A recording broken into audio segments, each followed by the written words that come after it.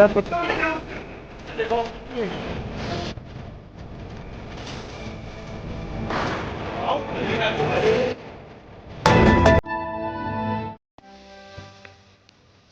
मैं नमस्कार करता हूं और अभिनंदन करता हूं आपकी टीम का और राजस्थान में बैठे हुए मेरे सभी उन अधिवक्ता साथियों का जो कि बार काउंसिल के सदस्य हैं और निर्विघ्न रूप से समाज को सेवाएं प्रदान कर रहे हैं। उन सभी को मैं अभिनंदन करता हूं, उनका नमस्कार करता हूं, नमन करता हूं। देखिए, मैं बार काउंसिल का चुनाव लड़ रहा हूँ। राजस्थान बार काउंसिल का मैं सदस्य का चुनाव लड़ रहा हूँ। इसमें 25 सदस्य चुने जाते हैं और राजस्थान की 200 विधानसभाओं में और 230 जो हमारी बार है, जो बार काउंसिल के अंतर्गत रजिस्टर्ड है, उनके सभी अधिवक्ता इसमें अपना वोट कास्ट करते हैं। ये चुनाव इसलिए भी जरूरी है कि बार काउंसिल वह संस्था है जो पूरे राजस्थान के अधिवक्ताओं के हितों के लिए हमेशा जागरूक और संघर्षरत रहती है और इसमें उन सभी अधिवक्ताओं के भविष्य के लिए क्या क्या योजनाएं होनी चाहिए, भविष्य उनका किस तरह से होना चाहिए, पॉलिसीज़ क्या होनी चाहिए, और जब कभी भी कोई अधिवक्ताओं के विपरीत कानून आता है तो बार काउंसिल का एक अहम रोल होता है। इसलिए मैं बार काउंसिल का आपके चुनाव लड़ रहा हूँ। और पहले मैं 2017 में जयपुर बार एसोसिएशन जयपुर का अध्यक्ष भी आप लोगों की और अधिवक्ताओं की मदद से मैं जीता हूँ। तो जब मैं वहाँ देखा, जब मैं अध्यक्ष था जयपुर बार का, तो बहुत सी समस्याएं ऐसी थी कि जो मेरे जुडिक्शन में नहीं आ पाती थी, परंतु मैं उनके लिए संघर्ष करना चाहता था। इसलिए उन समस्याओं को और अधिवक्ताओं की उन समस्याओं को, युवाओं की, महिलाओं की, उन समस्या अधिवक्ताओं की समस्याओं को ध्यान में रख के मैं बार काउंसिल का चुनाव लड़ रहा हूँ। बार काउंसिल का चुनाव अपने आप में एक अनूठा चुनाव होता है। सबसे पहले तो राजस्थान की 230 बार जो कि बार काउंसिल में रजिस्टर्ड है, इसका प्रत्येक अधिवक्ता इसमें वोट कास्ट करता है और हर अधिवक्ता को यह अधिकार मिलता है बार काउंसिल से कि वो प्रति 25 अपने प्रतिनिधि चुन सके।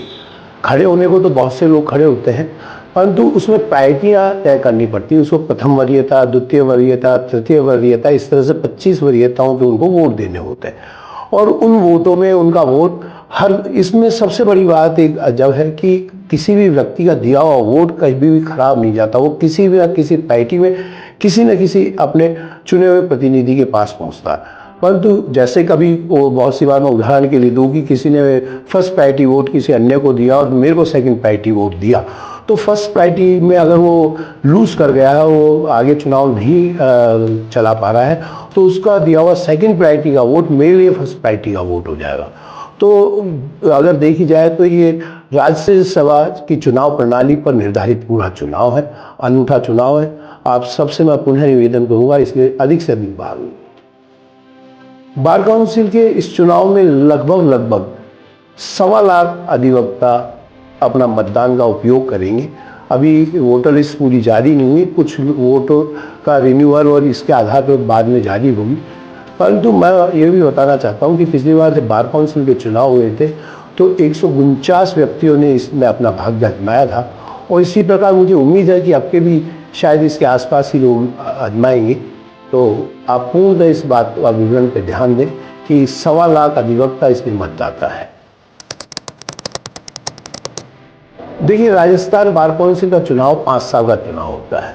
अब के लगभग 7 साल बाद चुनाव हो रहा है और ये भी मैं बताना चाहूँ कि राजस्थान बार काउंसिल का चुनाव और समस्त बार काउंसिल का चुनाव माननीय सर्वोच्च न्यायालय के हस्तक्षेप के बाद हो रहा है।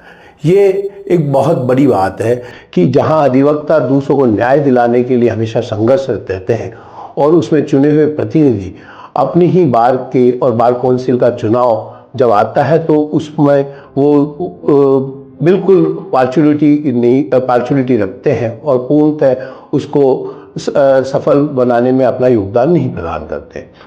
मैं बार काउंसिल का चुनाव इसलिए लड़ रहा हूँ कि राजस्थान जो है प्रदेश है वह तहसील दहानिया और गांवों का प्रदेश है। इसमें आज भी तहसील स्तर तक जो सुविधाएं पहुंचनी चाहिए अधिवक्ताओं को, वो तहसील स्तर तक अभी तक अधिवक्ताओं को सुविधा नहीं पहुंच पा रही। महिलाएं जो अभी इन दिनों में अधिवक्ता बन के आ रही है, उनको एक सुरक्षित माहौल नहीं मिल रहा। मैं यहाँ तक कहूँ कि बहुत सी जगह तो जब मैं दीवार एसोसिएशन का अध्यक्ष रहा था तो क्रैच रूम हमने बनाया था, और वो इसी बात को लेकर बनाया गया था कि महिलाओं को एक सुरक्षा प्रदान की जाए, वह अपने साथियों के साथ बैठकर कुछ बातचीत।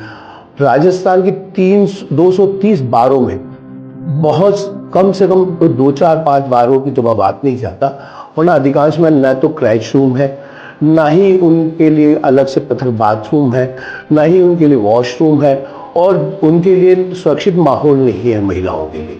और अगर इसके विपरीत दूसरी तरफ हम बात करें कि युवा पीढ़ी जो अभी आ रही है, जहां हम एक तरफ कह रहे हैं कंप्यूटर का ज़माना है और एक तरफ सारी जो व्यवस्था है वो इंटरनेट से जुड़ी है, तो तहसील स्तर पर, ग्रामीण स्तर पर जो बार कौंसिल का हमारा काम होना चाहिए था, मुफ्त वाईफाई उनको उपलब्ध कराना युवाओं को, वो आज तक उपलब्ध नहीं हो पा रहा। जयपुर बार और हाईकोर्ट बार और जोधपुर बार, इन कुछ विशेष बारों को अगर हम छोड़ दें तो देखें कि 230 में से लगभग 200 बारों में कोई ऐसी व्यवस्था नहीं। इसके विपरीत हमारे यंगस्टर हैं जो बहुत जगह प्रैक्टिस करते हैं, तो उनको आसपास की अदालतों में जाना होता है, तो उनकी टोल फ्री की व्यवस्था नहीं है। ऐसी व्यवस्था होनी चाहिए कि एक अधिवक्ता जो पहले ही अपने व्यवसाय को लेकर संघर्षरत है, और वो बार बार, जैसे जयपुर का आदमी सांगानेर जा रहा है, सांगानेर से चाकसू जा रहा है और चाकसू से वापस अगर जयपुर तक आ रहा है, तो उसमें उसको 2 बार टोल पे किया जाता है, देना पड़ता है। तो ऐसी व्यवस्था हम बार काउंसिल की तरफ से करें कि उनको उसमें जाना पड़ जाए सिटी में, तो उनका टोल फ्री हो और वो टोल फ्री रहकर अपनी वकालत कर सकें। देखिए, ये बात तो सही है, छात्र जीवन से ही मेरी राजनीतिक पहचान नहीं थी। आज भी राजस्थान विश्वविद्यालय से, जब मैं पहले सुबोध कॉलेज से मैं जनरल सेक्रेटरी रहा, उसके बाद मैं राजस्थान विश्वविद्यालय से NSUI की तरफ से 2 बार महामंत्री का चुनाव, जनरल सेक्रेटरी का चुनाव लड़ा। ये सौभाग्य कहूँगा, दुर्भाग्य कि मैं 200 वोटों से दोनों बार हारा, परंतु उस वक्त का जो प्रेम और स्नेह मेरे को मेरे साथियों का मिला, आज भी, चाहे वो अधिवक्ता है, बहुत से अधिवक्ता बन गए उनमें से, देखते हैं तो वही स्नेह और प्रेम आज भी हमारी निगाहों में होता है। उसके बाद बहुत से मैंने समाज के चुनाव भी लड़े, ब्राह्मण समाज के चुनाव भी लड़े, और बार एसोसिएशन का 2017 में चुनाव लड़ा। 2018 से मैं निर्वाध रूप से विप्र फाउंडेशन ऑफ राजस्थान का प्रथम का जॉन अध्यक्ष हूँ।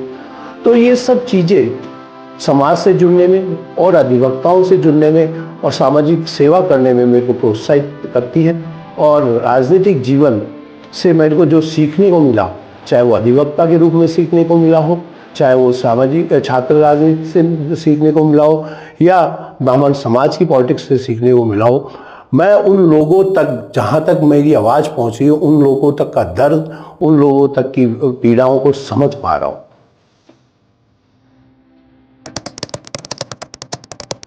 इस सभी अधिवक्ताओं को एक ही मैसेज देना चाहूँगा कि अधिवक्ता जब दूसरों को न्याय दिलाने के लिए संघर्ष करता है, तो अब समय आ गया है कि वह अपने स्वयं के बारे में सोचे, और पिछले कार्यकाल में जैसा भी बार काउंसिल ऑफ राजस्थान के लोगों ने किया है या कमियां रही है, उन सबको मापदंड बनाते हुए और उन सब चीज़ों को, अपने भविष्य को सुरक्षित करते हुए अधिक से अधिक मतदान करे, और वह ऐसे व्यक्ति को मतदान करे कि जो उनकी पूरी आशाओं पर खड़ा हो।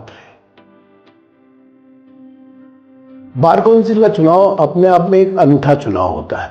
सबसे पहले तो राजस्थान की 230 बार जो कि बार काउंसिल में रजिस्टर्ड है, उसका प्रत्येक अधिवक्ता इसमें वोट कास्ट करता है, और हर अधिवक्ता को यह अधिकार मिलता है बार काउंसिल से कि वो 25 अपने प्रतिनिधि चुन सके।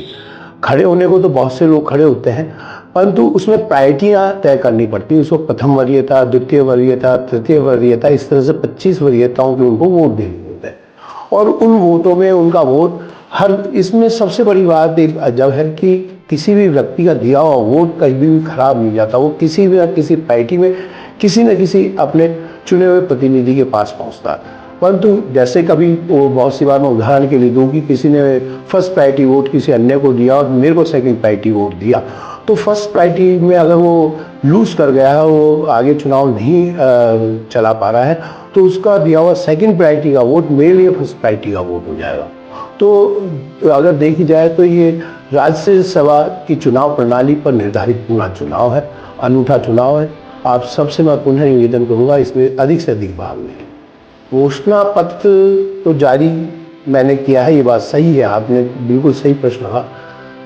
घोषणा पत्र मैंने जो जारी किया उसमें मैंने वचन पत्र नाम दिया उसको, और वचन पत्र में मैंने कहा है कि ये मैं अपने अधिवक्ता समाज के समक्ष वचन करता हूँ कि अगर मैं बार काउंसिल में पहुँचता हूँ तो ये सब विषयों पे मैं स्वयं वचनबद्ध हूँ और मैं उनके साथ रहकर ये काम करूँगा। घोषणा पत्र जारी हर अधिवक्ता को, प्रत्याशी को करना चाहिए। वो इसलिए करना चाहिए कि कल बाद में उसकी जिम्मेदारी, गारंटी कौन है। आज मेरी गारंटी ये जरूर है कि जो लोग मेरे साथ लगे हैं वो है, मेरा अधिवक्ता समाज है, परंतु मेरी गारंटी अगर वास्तव में देखा जाए तो मेरा वचन पत्र है, जो मेरे जीतने के बाद 5 साल तक आम अधिवक्ता मुझे ये कह के उस बात को कंपेल कर सकता है कि आपने ये वचन पत्र उस वक्त जारी किया था तो आप इस पर काम करें। तो मैं भी इस बात के लिए पूर्णतः प्रयासरत रहूँ कि मैंने जो अपना वचन पत्र जारी किया है अधिवक्ताओं के सामने, उस वचन पत्र पर खरा उतरूं, यही मैं अपनी पूर्ण योग्यता मानूं। इस सभी अधिवक्ताओं को एक मैसेज देना चाहूँगा कि अधिवक्ता जब दूसरों को न्याय दिलाने के लिए संघर्ष करता है तो अब समय आ गया है कि वह अपने स्वयं के बारे में सोचे और पिछले कार्यकाल में जैसा भी बार काउंसिल ऑफ राजस्थान के लोगों ने किया है या कमियां रही है, उन सबको मापदंड बनाते हुए और उन सब चीज़ों को, अपने भविष्य को सुरक्षित करते हुए अधिक से अधिक मतदान करें और वह ऐसे व्यक्ति को मतदान करे कि जो उनकी पूरी आशाओं पर खरा उतरे।